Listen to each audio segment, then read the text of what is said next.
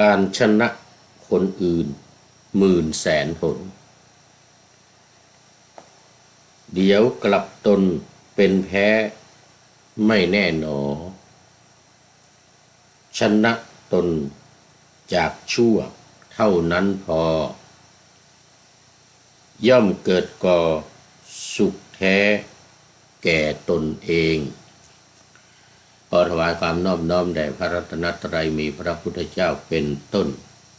ขอถวายความเคารพพระมหาเถระพระเถรานุเถระเจ้าคณะพระสังฆาธิการทั่วโลกมีพระเดชพระคุณพระธรรมเสนาบดีเจ้าคณะภาค7วัดพระธาตุสุเทพเป็นต้นและขออำนวยพรแด่ท่านผู้ฟังท่านผู้ชมสาธุชนพุทธบริษัททั้งหลายวันนี้รายการนาวาวังทองของวัดพระธาตุสุเทพออกอากาศทางสถานีวิทยุ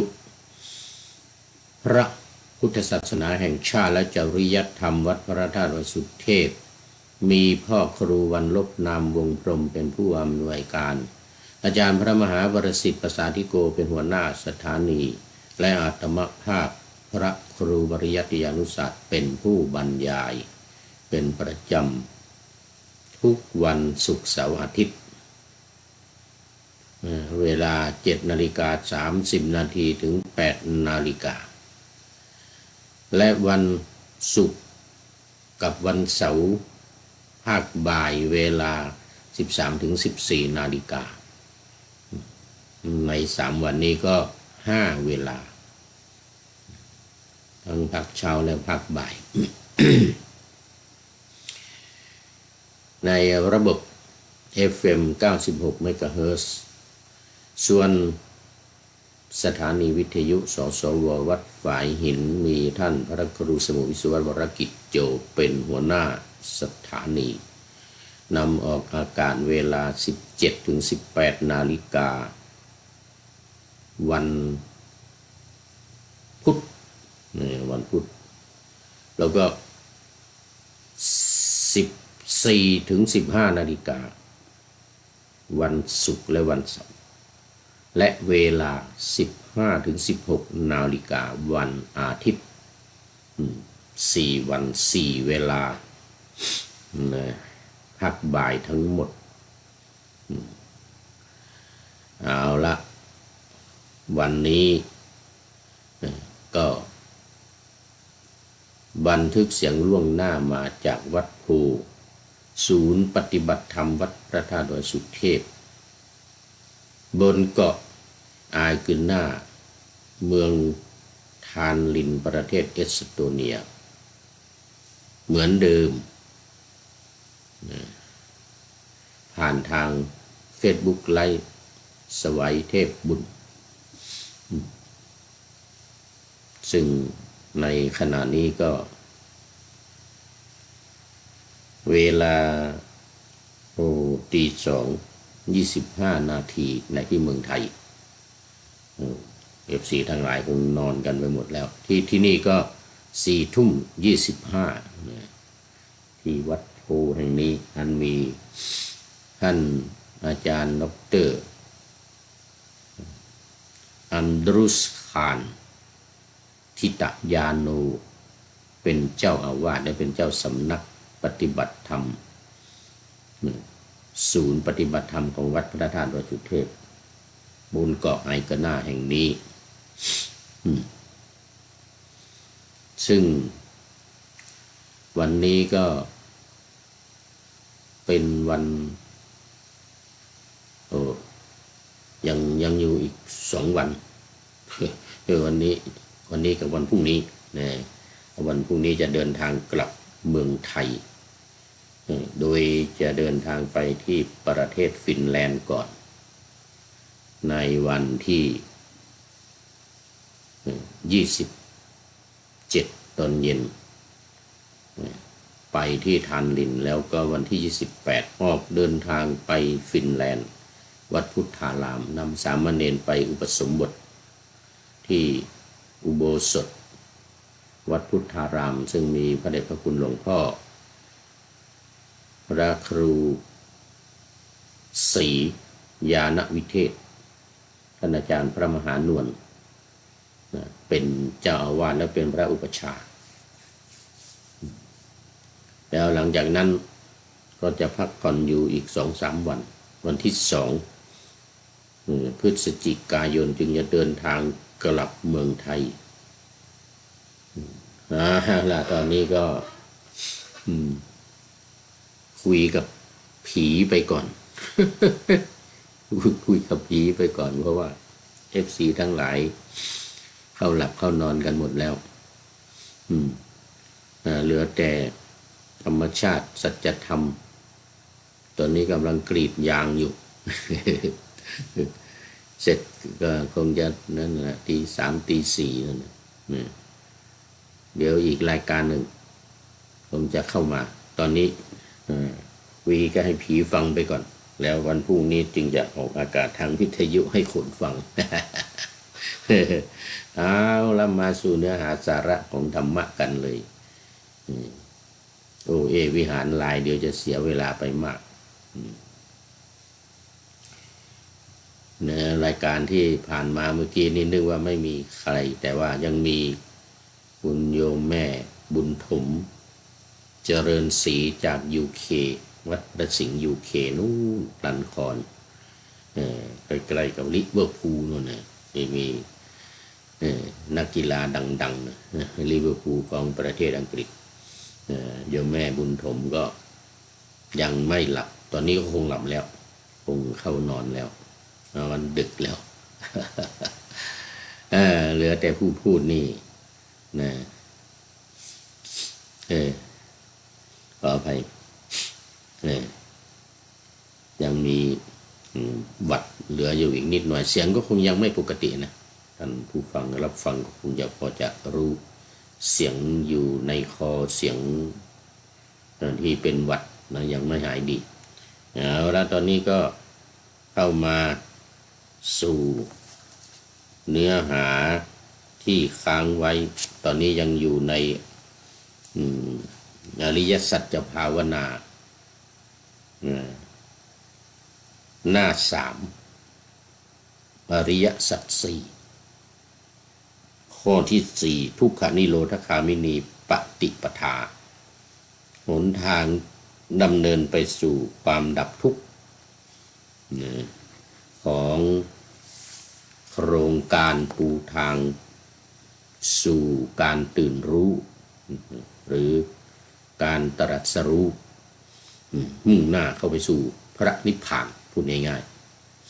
ๆโครงการของสำนักพระราชวังซึ่งก็มีแนวทางหรือว่าข้อปฏิบัติจากสำนักศึกษาธรรมดอยธรรมนาวาจังหวัดเชียงรายของพระเดชพระคุณท่านเจ้าคุณอาจารย์ต้นหรืออาจารย์ทวีวัฒน์จารุวรรณโนเป็นเจ้าสำนักนำคือพระบาทสมเด็จพระเจ้าอยู่หัวทรงมีพระราชศรัทธาในแนวทางการปฏิบัติของท่านเจ้าคุณอาจารย์ต้นจึงนำมาเป็นโครงการในความอุปถัมภ์อุปถัมภ์ของพระบาทสมเด็จพระเจ้าอยู่หัวคือโครงการปูทางสู่การตื่นรู้นี้แล้วก็นำเอาธรรมะแนวทางวิธีปฏิบัติของท่านอาจารย์เจ้าคุณมาพิมพ์และเผยแพร่ไปทั่วโลกโดยเฉพาะว่าในเมืองไทยวันนี้เป็นเรื่องแนวทางและวิธีปฏิบัติเพื่อให้เข้าถึงความดับทุกข์ข้อสุดท้ายของอริยสัจธรรม4ประการคือมรรคมีองค์8ประการว่ามาหลายวัน ตอนนี้มาถึงสัมมาวายามะคือเพียรชอบหรือพยายามชอบวายามะคือความพยายาม หรือความเพียรโดยชอบเป็นยังไงนี่เราจะได้มาพูดคุยกันในรายละเอียดวันนี้อันดับแรกมาดูข้อมูลทาง AI ก่อน AI ไปรวบรวมมาสัมมาวายามะหมายถึงความเพียรชอบเป็นส่วนหนึ่งของมรรคมีองค์8ซึ่งคือความเพียรในการป้องกันอกุศลที่ยังไม่เกิดนี่ประการที่1 2ละอกุศลที่เกิดขึ้นแล้ว 3บำรุงกุศลที่ยังไม่เกิดให้เกิดขึ้นและรักษากุศลที่เกิดขึ้นแล้วให้เจริญงอกงามยิ่งขึ้นนี่ก็คือสัมมัปปทาน4นั่นเอง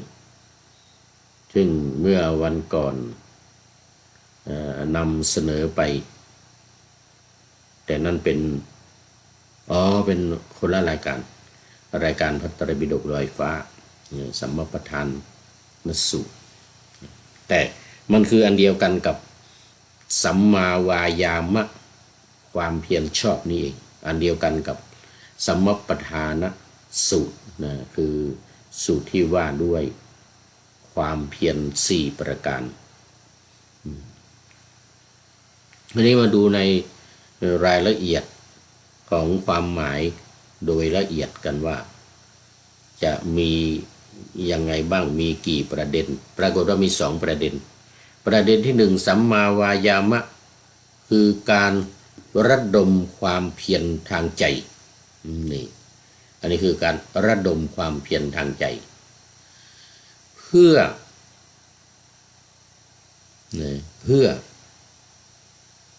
1เพียรป้องกัน2เพียรละ3เพียรเจริญ4เพียรรักษาจำหัวข้อง่ายๆว่าในข้อที่1เนี่ยนะในประเด็นที่1เนี่ยคือป้องกันละเจริญและรักษาป้องกันละเจริญและรักษาอันนี้คือเป้าหมายที่สำคัญเป้าหมายที่สำคัญนะป้องกันคือยังไงก็หมายถึงว่าไม่ให้เกิดขึ้นนั่นเองป้องกันไว้ก่อนนี่เข้าตำราว่ารู้เท่าคือรู้เท่าเอาไว้กันรู้ทันเอาไว้แก้นี่ท่านนายพลนเรศจิตลักษณ์ว่าบ่อยๆ รู้เท่ากับรู้ทัน2อย่างนี่นะรู้เท่าเอาไว้กันรู้ทันเอาไว้แก้ตัวนี้คือรู้เท่ารู้เท่าคือรู้ในการยังรู้ล่วงหน้าคือจะเป็นลักษณะของยังรู้ดินฟ้าอากาศเหมือนขงเบ้ง เป็นทำนองของขงเบ้งคืออย่างรู้ดินฟ้าอากาศว่าตอนนี้จะเป็นยังไงเนี่ยตอนนี้ลมจะแรงหรือว่าตอนนี้จะร้อนตอนนี้จะหนาวอะไรอย่างเงี้ยนะ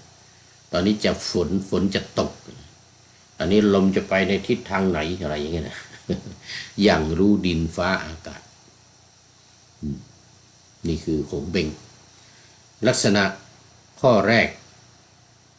ของสัมมาวายามะนี่แหละตรงเป๊ะเลยคือเพียรเพื่อป้องกันก็คือรู้เท่าเอาไว้กันต่อไปข้อที่2นี่ก็คือรู้ทัน เออข้อที่หนึ่งรู้เท่าข้อที่สองรู้ทันเพราะอะไรเพราะว่ารู้ทันเอาไว้แก้นี่เรื่องของหนึ่งวันเนี่ยรู้เท่าเอาไว้กันรู้ทันเอาไว้แก้แก้เนี่ยลักษณะคือมันเกิดแล้วไงมันเกิดแล้วจึงต้องไปแก้ถ้ายังไม่เกิดก็ไม่ต้องแก้คือกันป้องกันเอาไว้ก่อนเหมือนกับถือไม้เท้าแล้วกันหมาไม่ให้มาวิ่งมากัดเราเนี่ยนะอันนี้คือกันแต่ถ้าเผลอมันกัดซะก่อนเนี่ยมันกัดเราก่อนไม่ดันได้กันเลยนะ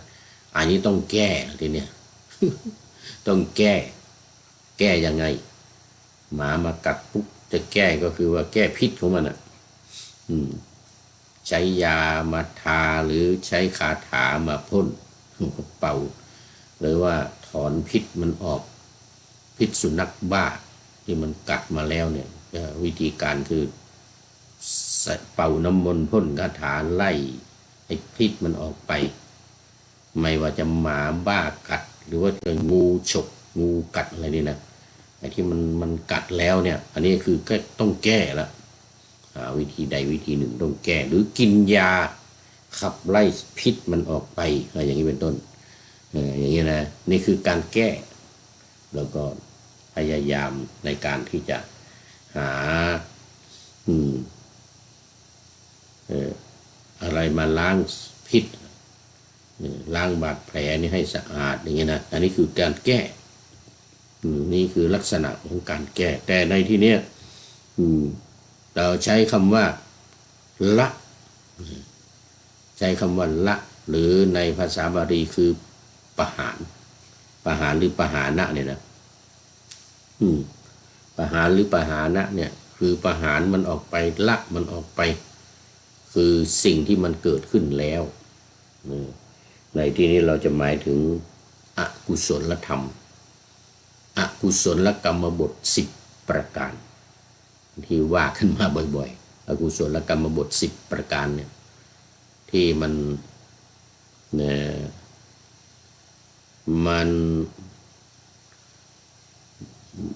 นเกิดขึ้นแล้วที่มันเกิดขึ้นแล้วเรื่องมันนะที่มันเกิดขึ้นแล้ว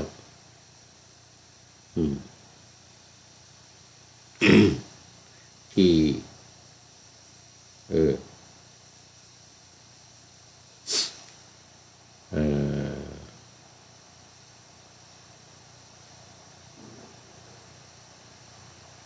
ที่มันเกิดขึ้นแล้ว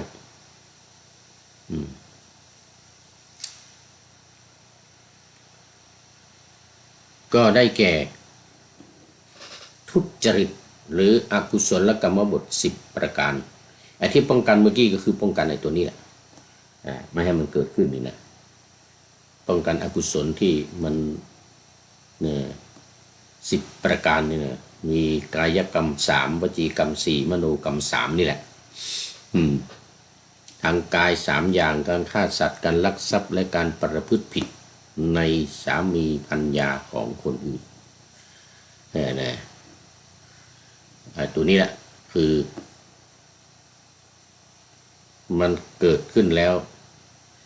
ละมันไปเช่นเคยทำการฆ่าสัตว์ตัดชีวิตเนี่ยต่อไปนี้เราก็ละซะเลิกซะไม่ทำในตัวนี้แหละคือการแก้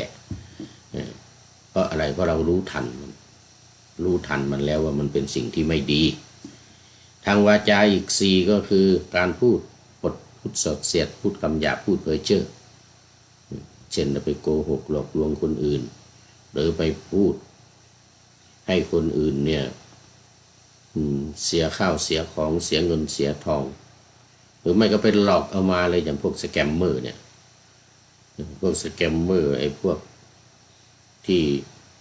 ไปหลอกเอาเงินเข้ามาเนี่ยอย่างในดังอยู่ในกัมพูชาตอนนี้ไอ้พวกสแกมเมอร์ทั้งหลายเนี่ยรู้ตัวว่าไปทำการหลอกเอาเงินเขามาเนี่ยไปยักยอกหรือไปหลอกเอาเงินเขามาแล้วเนี่ยก็ละซะเลิกไม่ทำไม่ ไม่ดำเนินการต่ออีกสแกมเมอร์สแกมมาเนี่ยนะไม่ว่าจะในกัมพูชาหรือในประเทศไทยหรือในพม่าในเขตไหนก็ตามเมื่อรู้ว่ามันผิดนะมันเป็นการหลอกลวงเขาเนี่ยมันเป็นการเอาเงินเขามาเนี่ยแล้วไม่พอส่งไปฟอกอย่างนี้นะฟอกในเมืองไทยฟอกในเขมรก็ตามฟอกในไหนก็ตามก็เลิกซะอย่างเงี้ยเรียกว่าการละสุดท้ายทางใจอกุศลทางใจคือการละโมบโลภมากไอ้พวกสแกมเมอร์ทั้งหลายก็คือละโมบโลภมากนั่นแหละเดียวกันนี่แหละความคิดนะอันนี้ความคิดยังไม่ได้ทำความคิดละโมบโลภมากอยากจะได้ของคนอื่นเนี่ยหรือเขาเรียกว่าอภิชาวิสมะโลภะเนี่ยนะไม่ใช่โลภะธรรมดาเนี่ยไม่ใช่โลภธรรมดานะคิดโอ้โหคิดการใหญ่ในการที่จะไปหลอกลวงเขามาในสแกมเมอร์สแกมมาเนี่ยนะเนี่ยคิดการใหญ่โอ้เปิดธนาคารทั้ง5 สาขาในกัมพูชาอย่างเงี้ยนะอย่างที่เขาจับไปเมื่อวานเนี่ยนะเมื่อวันศุกร์2-3 วันที่ผ่านมาเนี่ยนะ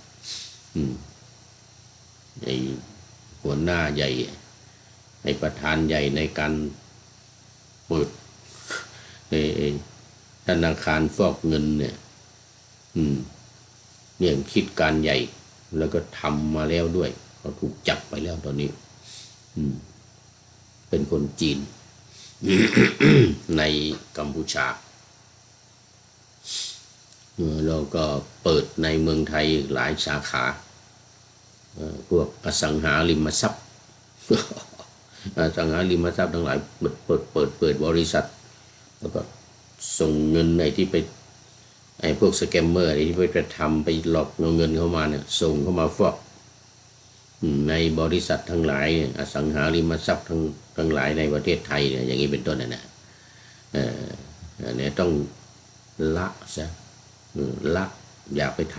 ำมันเป็นบาปเป็นกรรมมันเป็นอกุศลสุดท้ายทิฏฐุชุกรรมเนี่ยคือการเห็นผิดมิจฉาทิฏฐินี่มีความเห็นผิดจากทำนองครองธรรมไม่เป็นไปตามทำนองครองธรรมเป็นมิจฉาทิฏฐิก็เลิกซะเปลี่ยนเป็นสัมมาทิฏฐิซะนี่ว่าเราว่าไปแล้วในเนี่ยนะว่าไปแล้วสัมมาทิฏฐินี่ว่าไปแล้วนี่เป็นประการที่2ประการที่3เพียรเพื่อ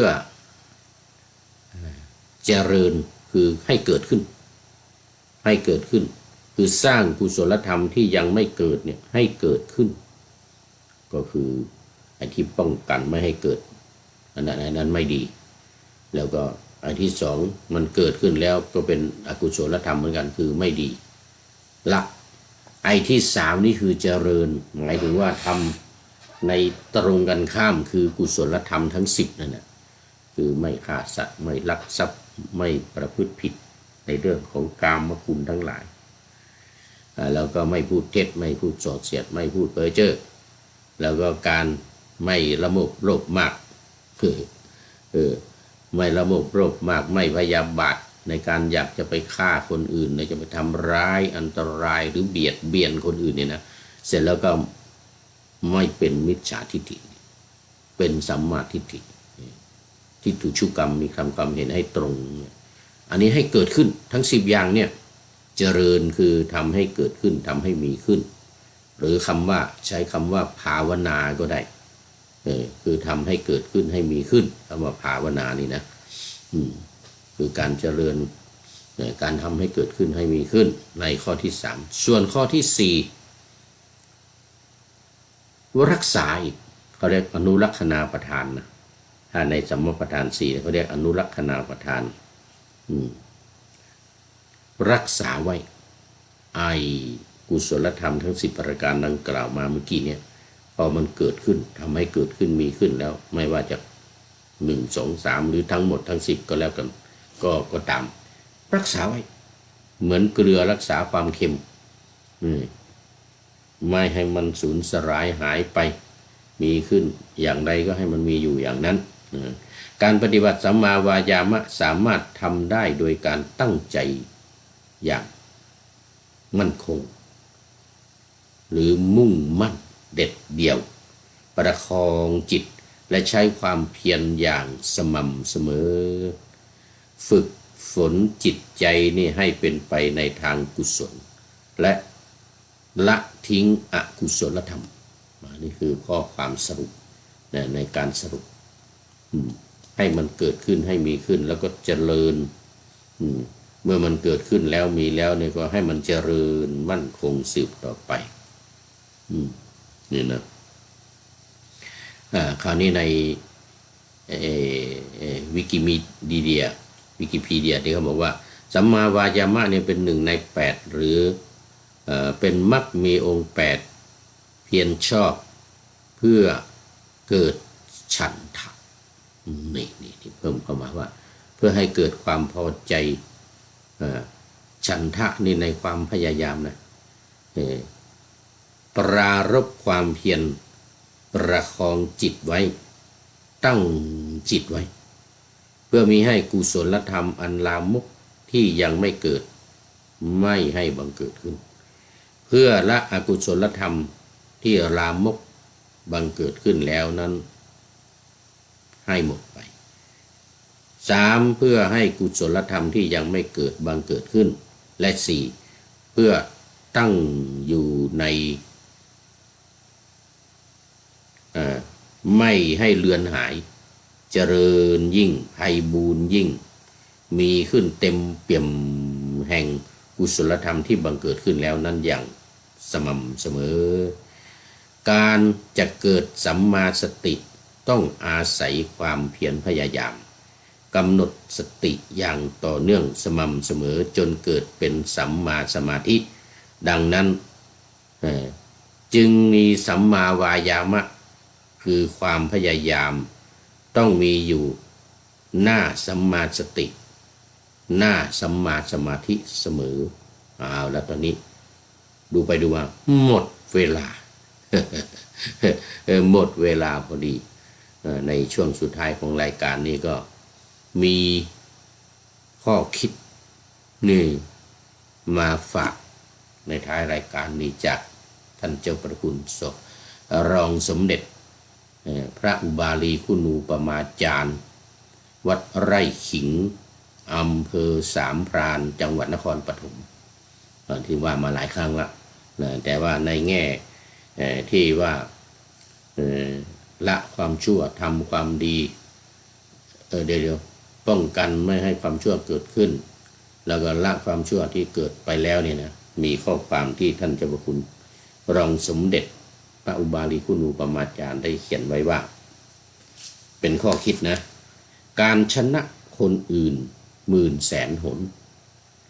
เดี๋ยวกลับตนเป็นแพ้ไม่แน่หนอชนะตนจากชั่วเท่านั้นพออันนี้ก็คือปหานะปหานะคือพยายามในการละนั่นเองชนะตนจากชั่วเท่านั้นพอย่อม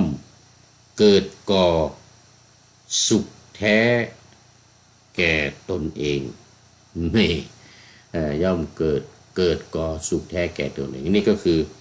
ละชั่วชนะตนนี่คือชนะความชั่วของตัวเองที่ทำไว้แล้วเนี่ย